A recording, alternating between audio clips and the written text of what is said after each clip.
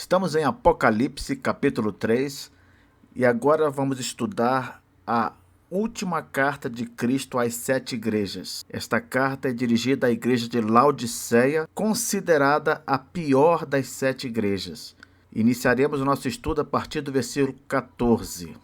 Dê uma pausa agora neste vídeo, faça sua oração pedindo a iluminação do Espírito Santo para entender tudo o que eu vou dizer aqui. Se você gosta de assistir aos nossos vídeos, por favor, inscreva-se no canal e deixe o seu gostei. Pois bem, vamos lá. Versículo 14, Apocalipse 3. Ao anjo da igreja em Laodiceia escreve: Estas coisas diz o Amém, a testemunha fiel e verdadeira, o princípio da criação de Deus. Jesus, como de costume, cita o anjo da igreja que vai receber a carta, e esse anjo é o pastor da igreja local, porque a palavra anjo no original grego significa mensageiro, e o mensageiro de toda a igreja local por excelência é o pastor. Então, ao anjo da igreja, ao pastor da igreja em Laodiceia, escreve. Quem é que escrevia? Era o apóstolo João. Vamos agora localizar Laodiceia em um mapa. Tomaremos aqui o mapa atual primeiro e vamos partir do Brasil. Saímos do Brasil de barco ou navio, atravessamos o Oceano Atlântico até chegar ao Mar Mediterrâneo, que fica entre o continente europeu e o continente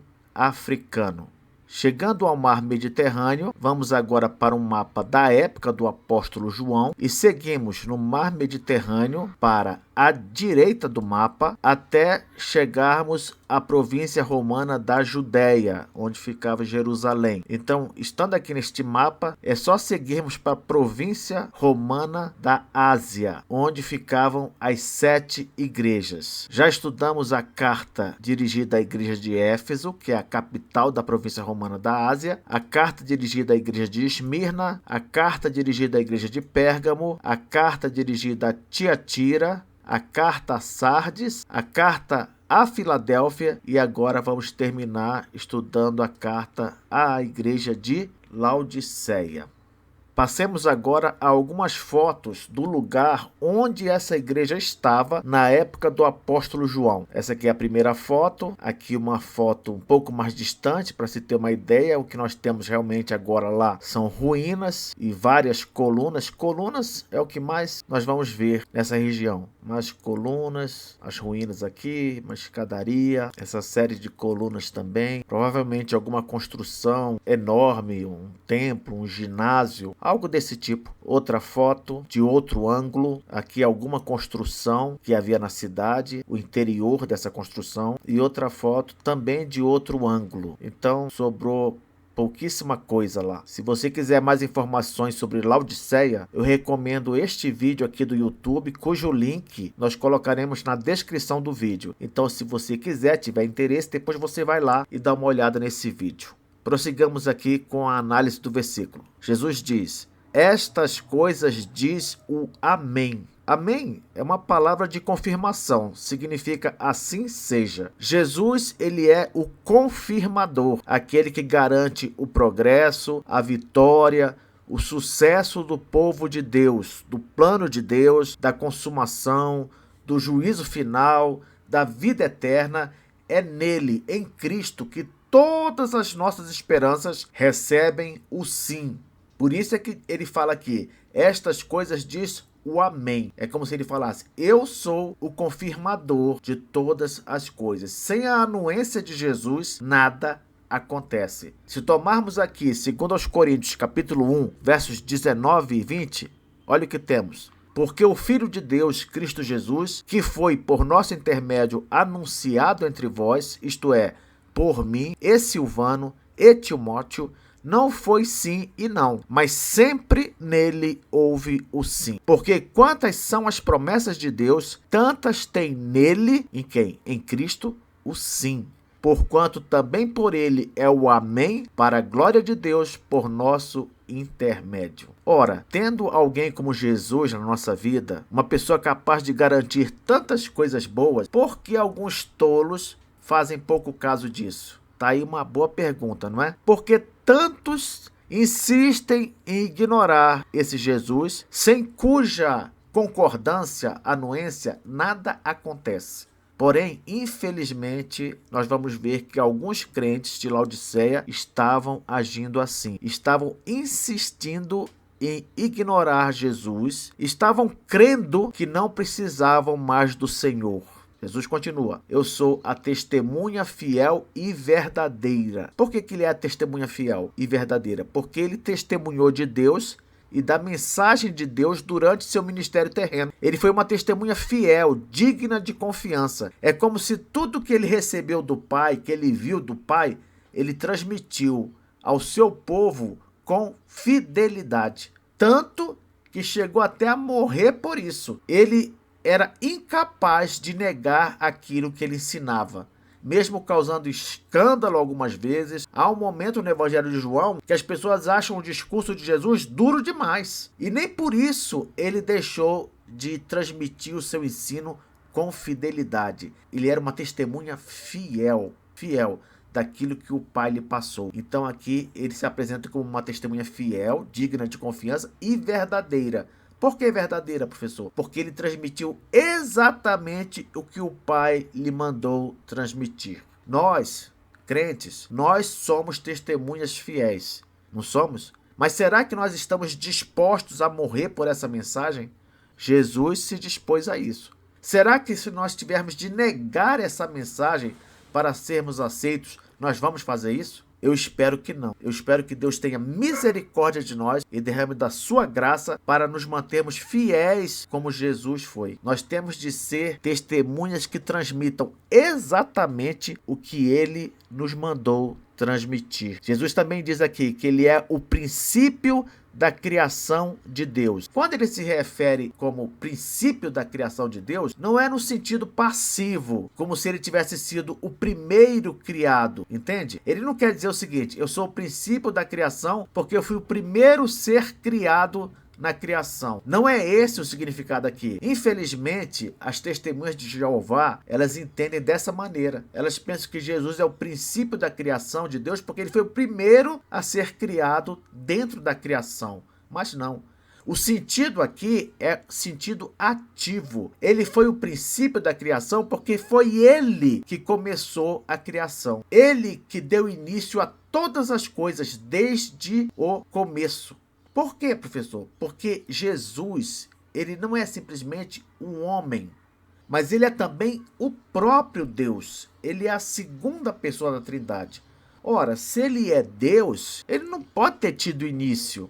Ele não pode ser o primeiro ser criado, o primeiro ser que foi criado na criação de Deus. Não pode. Por quê? Porque ele é Deus. Deus não tem começo nem tem fim. Jesus sempre existiu. E ele mesmo mencionou na oração sacerdotal que ele fez, lá em João 17, versículo 5, ele afirmou que ele compartilhava da glória divina junto com o Pai antes que houvesse mundo. Portanto, Jesus, ele é o princípio da criação, repito, no sentido de ter sido o originador da criação ao lado do Pai. Vamos olhar alguns textos que confirmam isso. João, capítulo 1, versículos 1 a 3. No princípio era o Verbo, e o Verbo estava com Deus, e o Verbo era Deus. Ele estava no princípio com Deus. Todas as coisas foram feitas por intermédio dele, e sem ele nada do que foi feito se fez. Veja como Jesus,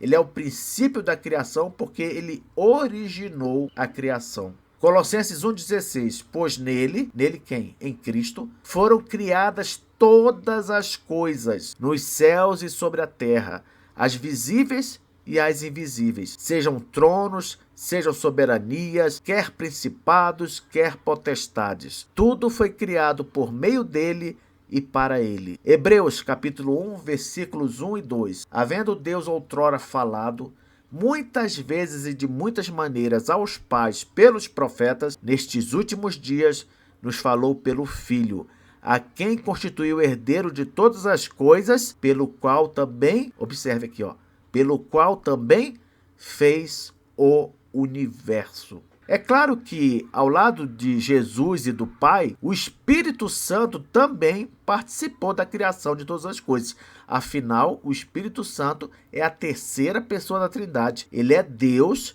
juntamente com o Pai e com o Filho. Lá em Gênesis capítulo 1, versos 1, 2 e 26, parte A, nós temos a confirmação disso. Veja só, no princípio criou Deus os céus e a terra. A terra, porém, estava sem forma e vazia. Havia trevas sobre a face do abismo e o Espírito de Deus pairava por sobre as águas. Note que o Espírito Santo estava lá, no início, na criação de tudo. No versículo 26, parte A, diz assim: também disse Deus, façamos o homem à nossa imagem, conforme a nossa semelhança. Olha que coisa curiosa. Também disse Deus. Aí vem um verbo no plural. Por quê? Porque Deus é um ser plural. Deus, ele é composto de 3 pessoas. Então, quando nós temos aqui, façamos o homem à nossa imagem, conforme a nossa semelhança, nós devemos entender que o sujeito desse façamos são 3 pessoas: o Pai, o Filho e o Espírito Santo. Prossigamos aqui. Jesus fala: conheço as tuas obras, que nem és frio nem quente. Quem dera fosses frio ou quente. Quando Jesus fala que conhece as obras, ele conhece porque só ele é capaz de identificar quem é um crente apenas pelas obras desse crente. Como assim? Nós, às vezes, vemos as pessoas fazendo as coisas e julgamos essa pessoa pelo que ela faz. Porém, nós não sabemos o que se passa no coração dessa pessoa. Nós não sabemos o que se passa na sua mente, qual a sua intenção em fazer aquilo. Nós não sabemos se ela está agindo com hipocrisia, com falsidade. Nós não sabemos se ela está agindo com interesse por algo. Jesus não. Jesus, ele vê a obra e sabe exatamente o que motivou aquela obra. O interessante é que quando Jesus diz conheço as tuas obras, nós vamos ver aqui no estudo desta carta à igreja de Laodiceia que aparentemente não havia obra nenhuma positiva por parte daquela igreja. É como se Jesus estivesse até ironizando aqui. Quando ele fala conheço as tuas obras, o mais provável é que não haja obra nenhuma sendo praticada pelos membros da igreja de Laodiceia. Veja que Jesus já segue para uma reprimenda aqui. Olha o que ele fala: conheço as tuas obras, que nem és frio nem quente. Quem dera fosses frio ou quente. O que Jesus quer dizer aqui, professor? O frio seria aquele que nem crente é, e o quente seria o crente que age como crente. Então nós temos aqui: o frio é o não crente, o quente é o crente de verdade. Mas os membros da igreja de Laodiceia não são nenhum dos dois. Nem és frio, nem quente. Então o que eles são? Vamos ver daqui a pouco. Jesus continua: quem dera fosses frio. Que coisa, hein? Jesus está dizendo para os crentes de Laodiceia que seria preferível que eles nem fossem crentes. Olha só, porque o frio não é uma referência ao não crente?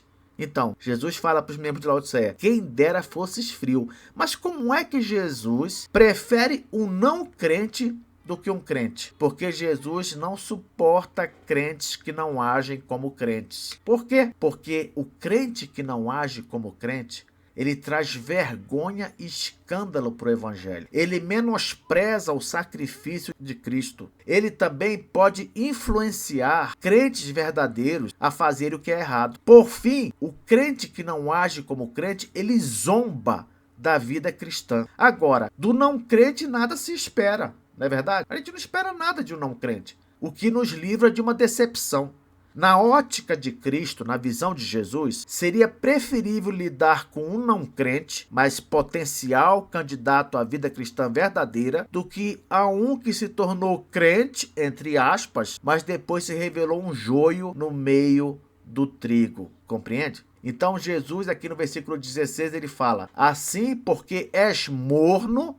Agora ele está falando o que os crentes de Laodiceia são. És morno e nem és quente nem frio, estou a ponto de vomitar-te da minha boca. Quando Jesus fala que os crentes de Laodiceia são mornos, não são nem quente nem frio, o que a gente pode entender disso? Por que ele usa essa expressão aqui? Na verdade, Jesus está fazendo uma alusão, uma referência a um aqueduto que ligava Laodiceia a fontes termais, localizadas a cerca de 100 quilômetros da cidade. Professor, o que é um aqueduto? Aqueduto é um canal ou um encanamento destinado a conduzir água de um lugar para o outro. Como a cidade de Laodiceia não tinha sua própria fonte de água, o que eles fizeram? Eles eram muito ricos, então eles construíram um sistema de aquedutos. Eles construíram por baixo do solo uma série de canais ou encanamentos que transportavam a água de uma fonte termal a cerca de 100 quilômetros da cidade e trazia essa água para a cidade. O problema é que, como essa água vinha de uma fonte termal, essa água chegava morna na cidade. E por causa da quantidade de bicarbonato de cálcio nessa água, ela causava náuseas. O que são náuseas, professor? É um enjoo, geralmente acompanhado de vômito. Então, quem tomava essa água morna sentia náuseas e vomitava. Muita gente tinha essa experiência lá em Laodiceia. É por isso que Jesus faz essa menção. Ele está comparando os crentes de Laodiceia com a água que era transportada até lá por meio dos aquedutos. Aqui eu trago uma foto de um desses aquedutos para você ver como é que era. Era praticamente um túnel que ia por baixo do solo até a fonte termal para trazer a água. Então, explicando melhor, as águas termais, aqui no Brasil a gente tem, por exemplo, Caldas Novas, tem ali as águas termais, a água quente, né? As águas termais, elas possuem complexo químico mineral alcalino, constituído de bicarbonato de cálcio e magnésio. Esses elementos, eles são indicados para o tratamento complementar de alergia, problema reumatológico, gastrite, problema de pele, articulação, artrite também, nevralgia, entre outros. Se você ficar lá dentro dessa água, ela tem propriedades terapêuticas. Porém, se você ingerir esse tipo de água, se você beber, ela causa náusea e, consequentemente, vômito. Pois bem, o morno neste versículo seria um crente que age como não crente, seja em seus atos, pensamentos, modo de ver a vida cristã, e o frio seria o não crente mesmo. E quem é o quente, professor? O quente, repito, seria o crente de verdade. Na próxima aula, nós vamos analisar a expressão mais dura de Jesus para os crentes de Laodiceia. É quando ele diz: estou a ponto de vomitar-te da minha boca. Até lá.